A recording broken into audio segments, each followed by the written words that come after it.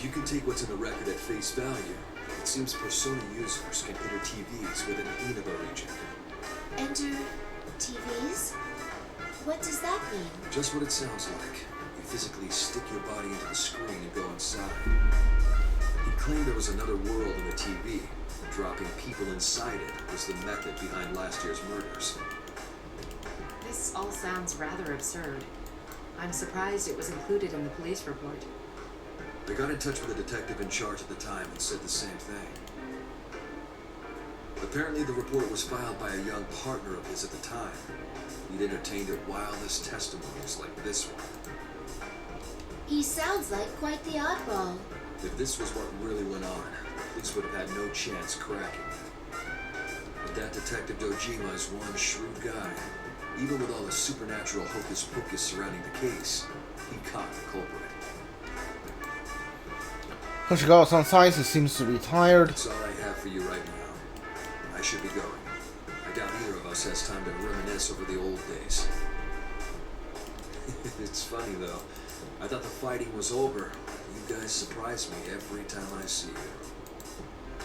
Thank you very much, Officer Kurosawa.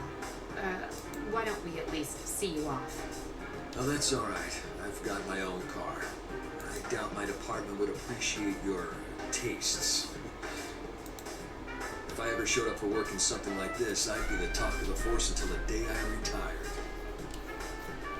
He opens the door, exits the vehicle, he gives a short farewell, leaves without turning back. Mitsuru-san, this could be bad. Our sense of social aptitude is in question. Can't deny that. What should we do now? Yeah, first we'll need to test the claim that Persona users can enter TVs. Hearing this makes me realize something. Although I have the colored vehicle disposal side looking around and now see there are also thousands of electronics, like the refrigerator discarded here as well. In a corner, a stack of There's TVs. a discarded TV over there. If the environment does not matter, we can use it to test the phenomenon. I volunteer to get out of the vehicle. Wait, Aigis. Don't worry. I'm just going to touch it. Dude, there's so many TVs here. I send my right hand to touch the screen of the biggest TV I can see. My fingers brush the glass screen. Although I seem to be touching it, I feel no resistance from the surface. I push my hand forward a little more. A weak light turns across the screen. My forearm sinks into it. Rings of light spread from the contact of my arm, rippling like water across the pond. It's exactly as the police report said. What's it like inside? Do you feel anything? Not particularly. No. Wait a moment. My sensor detected a sensation I never felt before. But the knowledge of what has already been recorded with me. It's the same as mine. It's hard to say definitively since this is my first encounter with it. But I believe this reading is from a personality module. Does that mean our retrieval target is inside the TV? Huh. Sounds like fun. I hear a voice coming in the unexpected direction. The Suru-san, I look towards it. We see a silhouette wearing a low hood and covering his eyes, and the tattered cape. It bellows in the wind, looks just like a character in a Western movie. He's standing atop a mountain of a trash, his arms are crossed. Akihiko? He jumped on and walks towards You didn't us. show up at the rendezvous point, so I went looking and found you here. This whole TV thing is pretty interesting.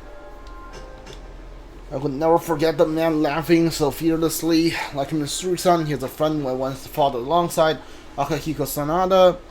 He was a student boxing champion in the school days and a staunch ally, powerful even without his persona. He is also second collaborator in this case. It's been a while, Akihiko-san. Yeah, good seeing you.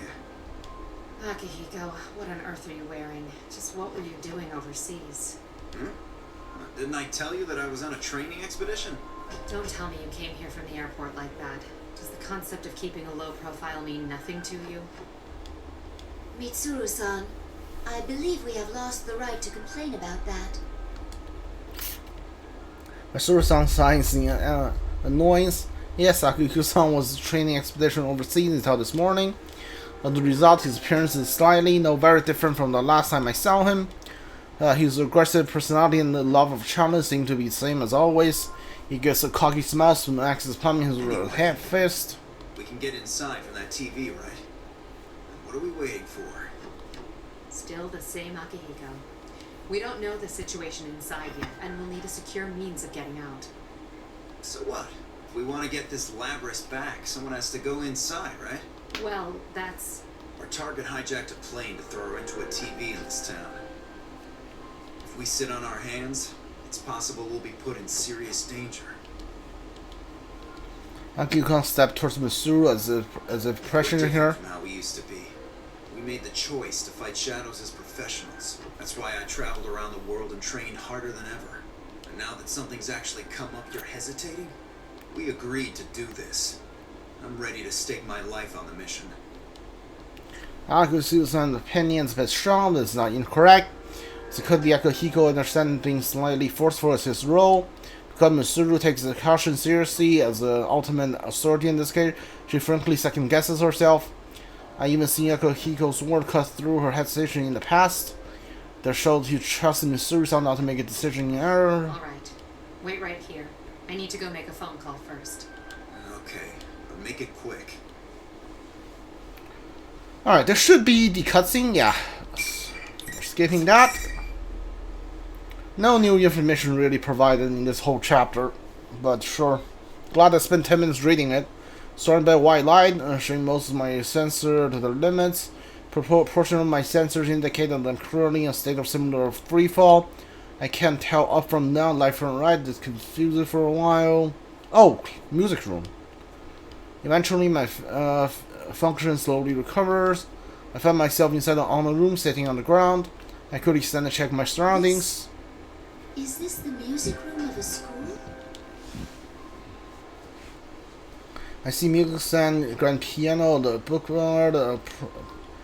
There's an air of over-exhaustion, but I do not fare from the truth. There's a world inside the TV. After the surrounding the TV, it comes a quite a surprise. No sign of Mitsuru-san or Akihiko-san. Did they land elsewhere? So much noise. I can't contact anyone like this. I attempt to use my communicators, no response.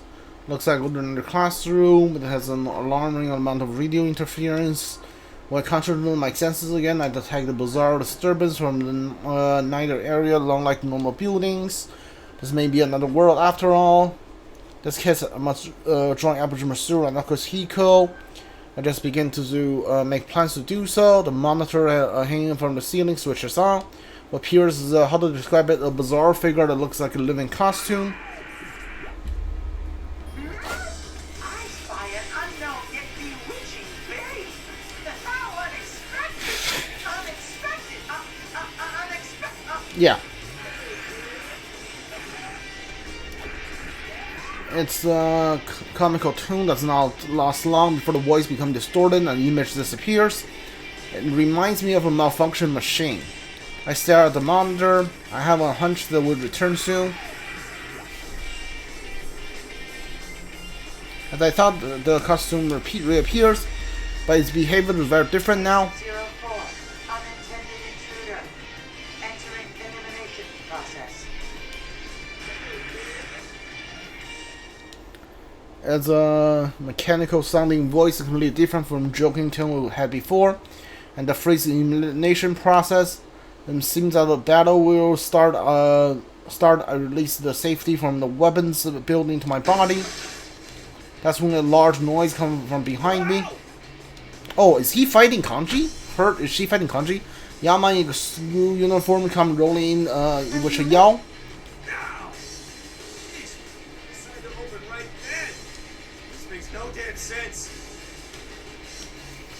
I thought that I was ready for any eventuality, but I had no expectation to suddenly encounter a human. Are you all right? You seem to be unharmed. The young man looks back at me with a steely gaze, which fixes bleached hair with his finger. His behavior does not seem to be that of who can pursue of me. I've seen you before. I'm sorry, I haven't introduced myself. My name is Aigis. Only then do I remember that my appearance could seem very peculiar to a casual observer. I'm a transfer student. I have blue eyes, blonde hair, Gatling cannon.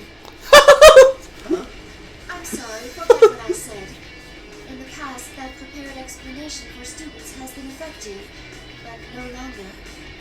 Okay. Anyways, I'm Kanji Tatsumi. This mean you're my next opponent? Opponent? What do you mean? What do I mean? I'm talking about a scrap! You mean a fight? But we have only met Tatsumi-san. Actually, where are we? Not blabbering, you machine! 我是腰 he slams a folding chair in his hand on the ground. A cold metallic sound echoes in endless any possibility of talking this over. A girl like you doing calling me by my name! I got quite a fake girl. I understand how I might like such a reaction. There's pain in my chest. I cannot help but smell the duty I react that way. It seems I have become more human-like than I knew. I might have to go up against my senpai, but I ain't gonna hold back against a robot like you. Is Kanji really saying that, or is like the Aigis' sense of being distorted? Thinking what to comment, I noticed small encouraging in his attitude. When he first saw me, he seemed unsure and claimed that he had not seen me before. Yet, though he knows now I'm a machine, he doesn't seem particularly surprised. Aren't those two things contradictory? I focus my senses once more and gain my sensor, detect a faint interference. Because it had appeared on uniformly across my sensors, I have been aware of it. What is this? I'll make the first move.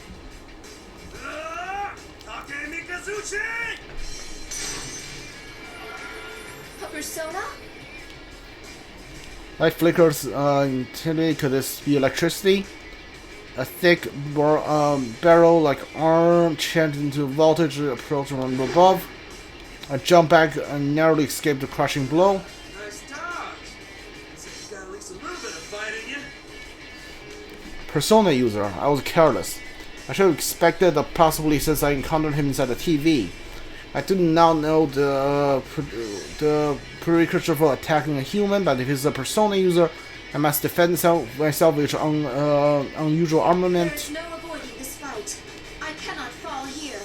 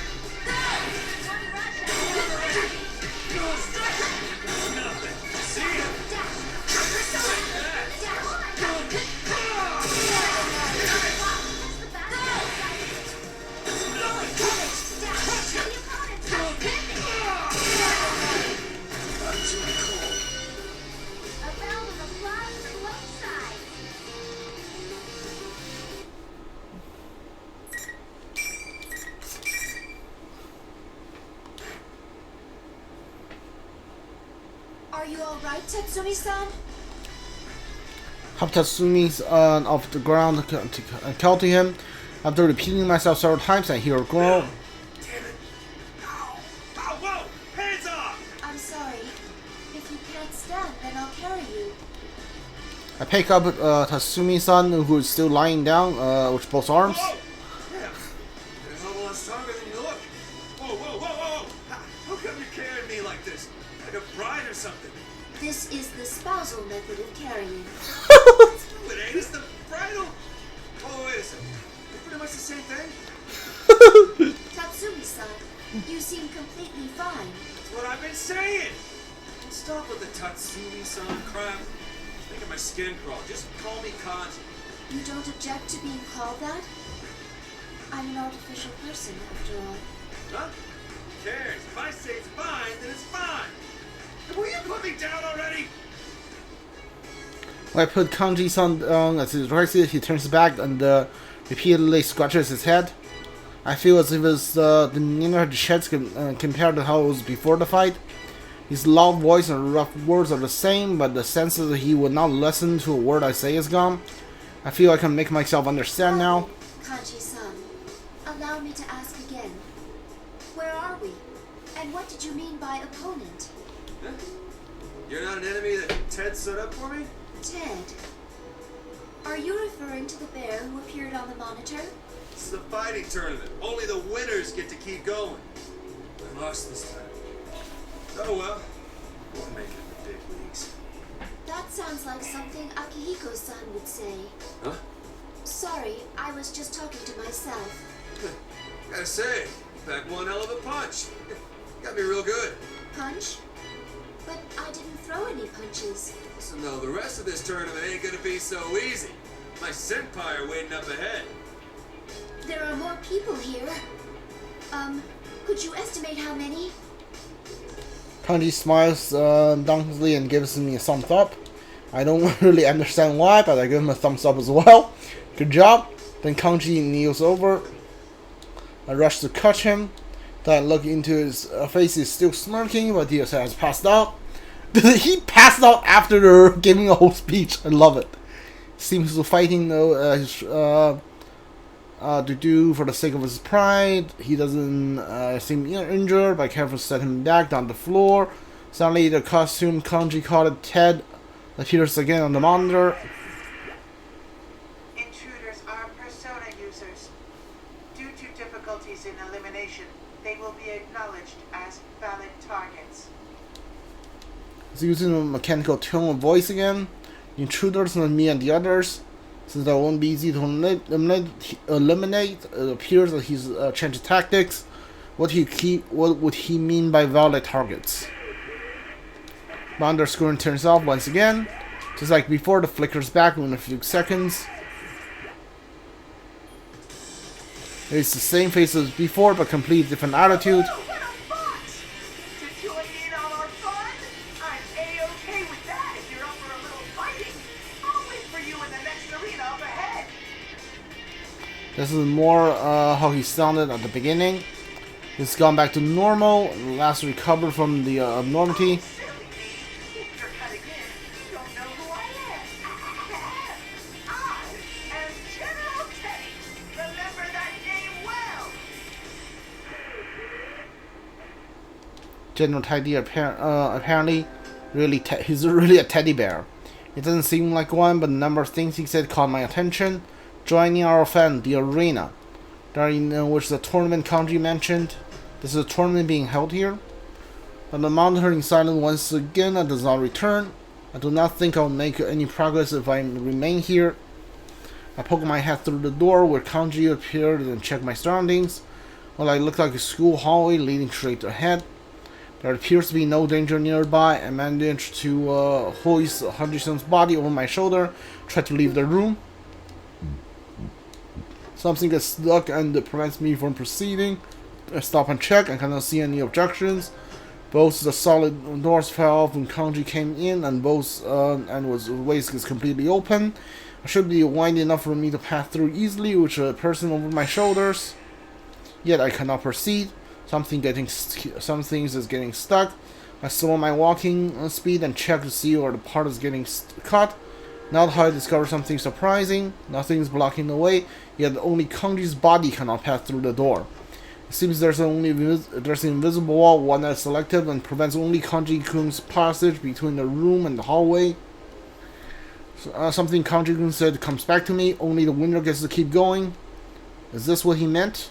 I increased the sensitivity of my visual sensor cannot detect any wall here. I have no way of destroying what I cannot touch, which means I have no choice to leave Kanji-kun here. Oh well. I will come back for you later. Please. Sorry. Once he comes around, he's still a Persona user. Not as if leaving someone behind who doesn't who can't find for themselves. That I can literally convince myself to move on.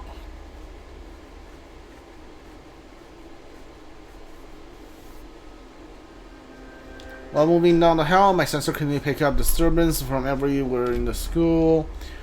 As all look normal though, there's a line of glass which is on the wall outside the field, which is the ground I'm walking on. It seems to be on the first floor of the building. Need some water.